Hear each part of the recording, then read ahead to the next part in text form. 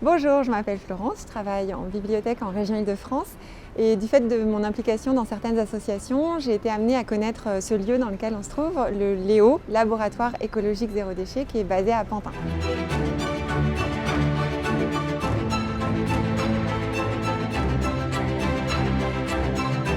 Donc le LÉO, c'est un projet de réquisition citoyenne d'un bâtiment qui était abandonné, qui appartient à la région Île-de-France, pour y implanter des activités de solidarité à destination des habitants. À l'automne 2019, ils ont été menacés en justice et ils ont gagné. Le tribunal de Pantin a autorisé le LÉO à rester encore plusieurs années jusqu'au démarrage des travaux, au vu des services innombrables qu'ils rendent à la population. Seulement, la région Île-de-France a fait appel de cette décision de justice. C'est pas possible en fait, ils aident tellement de personnes, mais quand je dis aider, en fait c'est vital, à se nourrir, à se vêtir, ils travaillent avec Action contre la faim. On ne peut pas laisser faire ça et il faut réagir.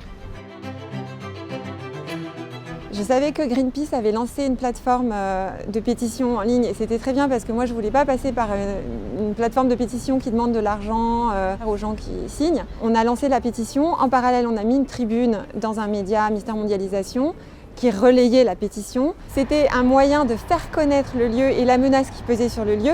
C'était un soutien aussi énorme pour les gens du LÉO qui préparaient leur procès, de savoir qu'il y avait toutes ces personnes-là derrière au cas où la décision serait défavorable. Donc le LÉO a gagné son procès en appel. C'est une victoire pour le LÉO, mais pour tous les lieux de réquisition citoyenne qui proposent un autre modèle de société, d'entraide. C'était extrêmement positif pour tous les gens qui avaient signé la pétition d'apprendre cette victoire. Et je me suis rendu compte à quel point c'est un très fort levier de mobilisation.